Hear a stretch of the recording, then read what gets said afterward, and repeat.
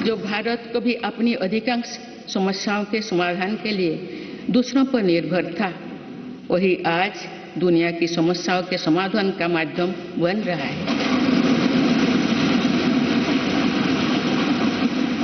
जिन मूल सुविधाओं के लिए देश की एक बड़ी आबादी ने दशकों तक इंतजार किया, वे इन वर्षों में उसे मिली है। जिस आधुनिक इंफ्रास्ट्रक्चर की हम कभी कामना करते थे, वो इन वर्षों में देश में बनना शुरू हुआ है।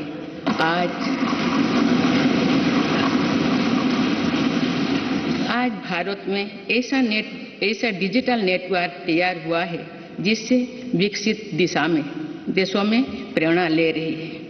बड़े बड़े घोटालों, सरकारी योजनाओं में भ्रष्टाचार की जिन समस्याओं से ऑर्गेनिक फार्मिंग करेंगे तो सिर्फ आपकी ही सेहत ही नहीं, बल्कि आपके पैसों की सेहत भी अच्छी रहेगी। ऑर्गेनिक फार्मिंग सीखनी है तो फ्रीडम ऐप को अभी डाउनलोड करो। मुक्ति चाहता था, वो मुक्ति अब देश को मिल रही है।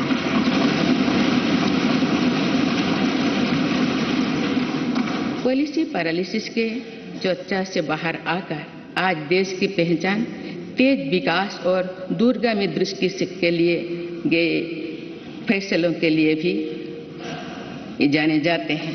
इसलिए हम दुनिया की 10वें नंबर की अर्थव्यवस्था से 5वें नंबर पर पहुंचे।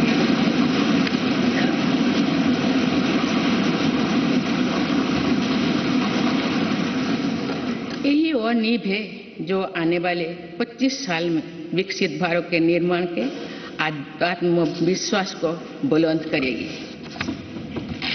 माननीय सदस्यगण, भगवान बसवेश्वर ने कहा था, कायोकवे कैलाश, अर्थात कर्म ही पूजा है, कर्म में ही सिद्ध। उनके दिखाई मार्ग पर चलते हुए मेरी सरकार राष्ट्र निर्माण के कर्तव्य को पूरा करने में तत्परता से जुटी है। आज भारत में एक स्थिर, निडर, निर्णायक और बड़े सपनों के लिए काम करने वाली सरकार है।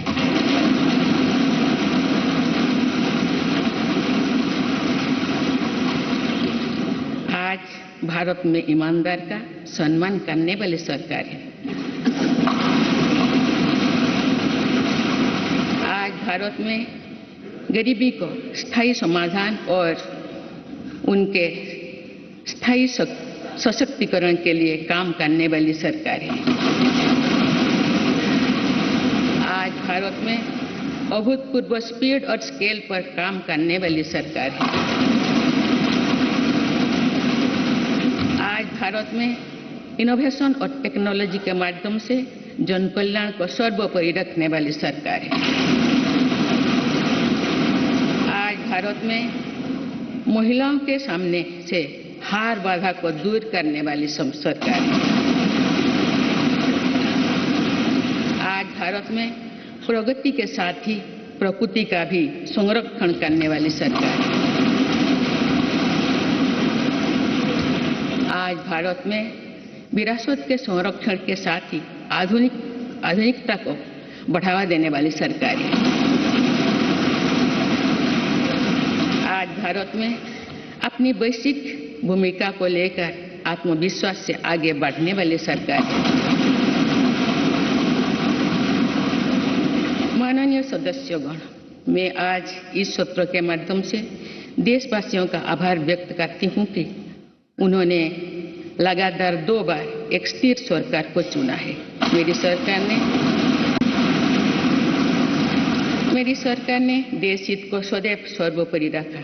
नीति रणनीति में संपूर्ण परिवर्तन की इच्छा शक्ति दिखाई।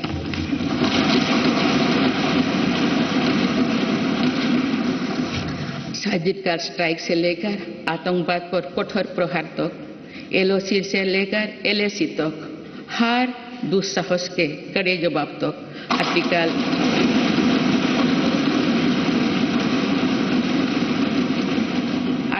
370 को हटाने से लेकर 3 तलाक तक मेरी सरकार की पहचान एक निर्णायक सरकार की रही है। स्थिर और निर्णायक सरकार होने का लाभ हमें 100 साल की सबसे बड़ी आपदा और उसके बाद बनी परिस्थितियों से निपटने में मिल रहा है। दुनिया में जहां भी राजनीतिक अस्थिरता है, वह देश आज भीषण संकट से घिरे हैं। लेकिन मेरे सरकार ने राष्ट्रहित में जो भी निर्णय किए, उससे भारत का बाकी दुनिया से बहुत बेहतर स्थिति में है।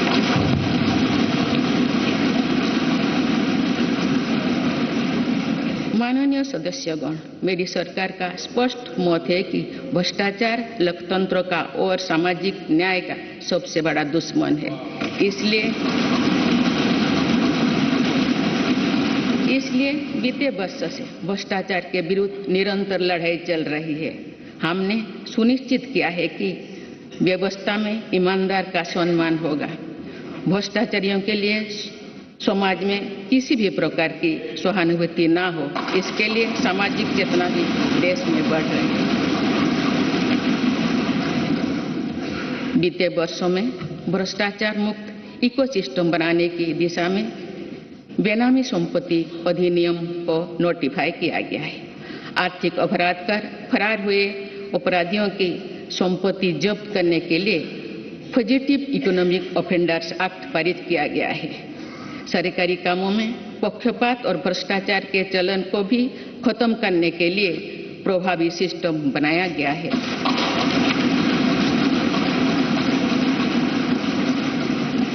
आज सरकारी कामों में टेंडर और खरीद के लिए गवर्नमेंट ई मार्केट प्लेस जैसे व्यवस्था है, जिसमें अब तो 3 लाख करोड़ रुपए से अधिक का ट्रांजैक्शन हुआ है। राष्ट्र निर्माण में ईमानदार योगदान देने वालों को आज विशेष सम्मान दिया जा रहा है। इनकम टैक्स रिटर्न फाइल करने के कोई जटिलताओं को खत्म कर देशवासियों का जीवन आसान बनाया गया है। फेसलेस जांच को बढ़ावा देने की वजह से व्यवस्था में पारदर्शिता आई है और उसे जवाबदेह भी बनाया गया है।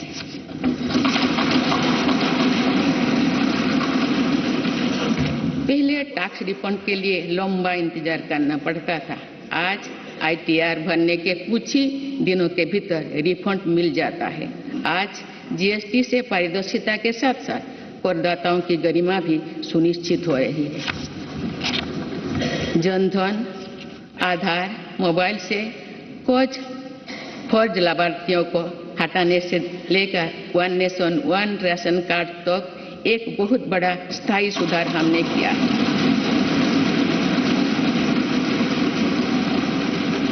बीते वर्षों में DBT के रूप में, डिजिटल इंडिया के रूप में एक स्थायी और पारदर्शी व्यवस्था देश ने तैयार की है।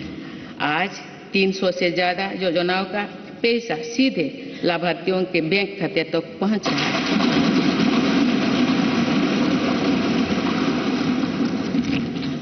अब तो पूरी पारदर्शिता से 27 लाख करोड़ रुपए से ज्यादा की रकम करोड़ों लोगों तक पहुंचाई गई है। वर्ल्ड बैंक की रिपोर्ट करती है कि ऐसा योजना और ऐसी व्यवस्थाओं के कारण ही कोरोना काल में भारत करोड़ों लोगों को गरीबी रेखा से नीचे जाने से बचा पाया है।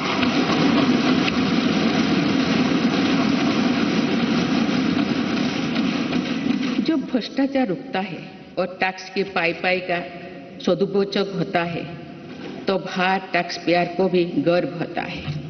माननीय सदस्यगण, आज देश का ईमानदार करदाता चाहता है कि सरकारी शॉर्टकट की राजनीति से बचे।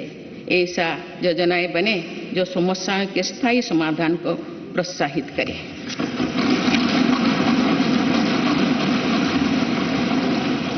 जिनसे सामान्य जीवन का सशक्तिकरण हो।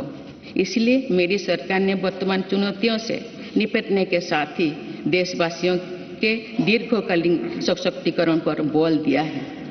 गरीबी हटाओ आप केवल नारा नहीं रह गया है, आप मेरी सरकार द्वारा गरीब की चिंताओं का स्थायी समाधान करते हुए उसे सशक्त बनाने के काम किया जा रहा है।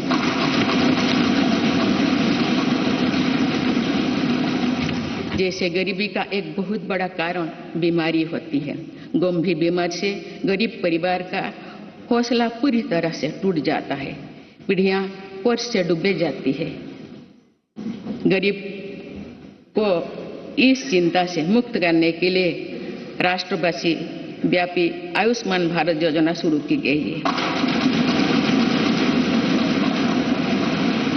इसके तहत 50 करोड़ से अधिक देशवासियों के लिए मुफ्त इलाज की सुविधा दी गई। आयुष्मान भारत योजना ने देश के करोड़ों गरीबों को और गरीब होने से बचाया है। अनेक गरीब उनके 80,000 करोड़ रुपया खर्च होने से बचाए हैं। आज देश भर में करीब 9,000 जनऔषधि केंद्र में बहुत कम कीमत में दवाई उपलब्ध कराई जा रही है। इससे बीते वर्षों में गरीबी के करीब 20,000 करोड़ रुपया बचे हैं। यानी सिर्फ आयुष्मान भारत और जनऔषधि परियोजना से ही देशवासियों को 1 लाख करोड़ रुपया की मदद हुई।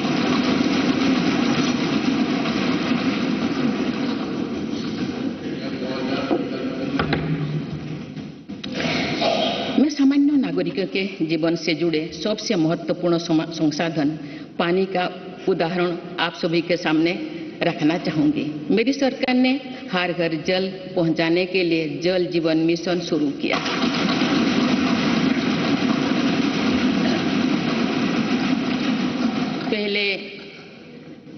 उसके पहले तक 7 दशकों में देश में करीब 3.25 करोड़ घरों तक ही पानी का कनेक्शन पहुंचा था, लेकिन जल जीवन मिशन के तहत इन 3 वर्षों में से करीब 11 करोड़ परिवार पाइप वाटर सप्लाई से जुड़े।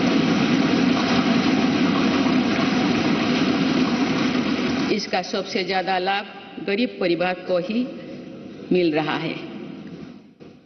उसकी चिंता का स्थायी समाधान हो रहा है। बीते वर्षों में सरकार ने 3.5 करोड़ से अधिक गरीब परिवारों को पक्का घर बनाकर दिया है। जब घर मिलता है तो नया आत्मविश्वास आता है। इससे उस परिवार का वर्तमान तो सुधरता ही है, उस घर में जो संतान बड़े होते हैं उसके आत्मविश्वास में भी वृद्धि होती है। सरकार ने टॉयलेट, बिजली, पानी, गैस ऐसे हर मूल सुविधा की चिंता से गरीब को मुक्त करने का प्रयास किया है। इससे देश की जनता को भी ये विश्वास हुआ है कि सरकार योजना और सरकारी लाभ वास्तव में जमीन पर पहुंचा है और भारत जैसे विशाल देश में भी 100% कवरेज यानी सैचुरेशन संभव है। हमारी ग्रंथों में लिखा है, अयं निजो परो व्यक्ति गणना लघु चेतसम, यानी ये अपना है, ये पराया है। ऐसी सोच सही नहीं होती। मेरी सरकार ने बिना किसी भेदभाव के हर वर्ग के लिए काम किया है। बीते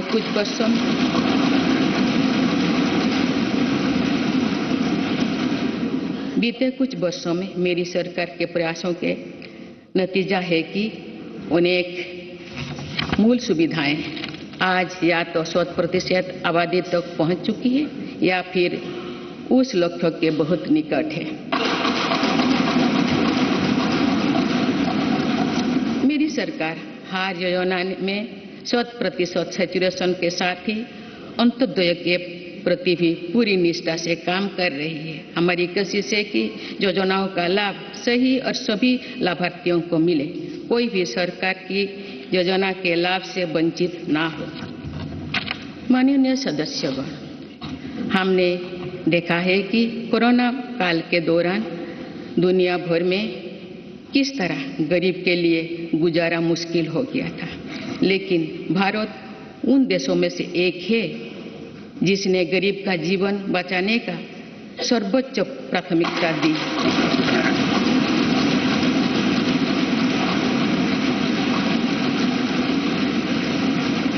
और कोशिश की कि देश में कोई गरीब भूखा नहीं सोए। मुझे खुशी है कि मेरी सरकार ने पीएम गरीब कल्याण अन्न योजना को नई परिस्थितियों के अनुसार आगे भी चलाने का निर्णय लिया है।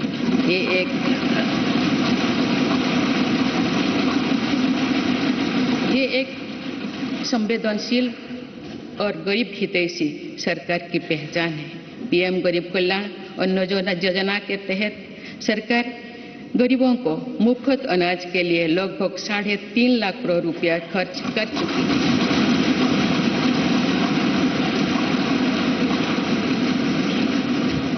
आज इस योजना की प्रशंसा पूरे विश्व में हो रही है। इस प्रशंसा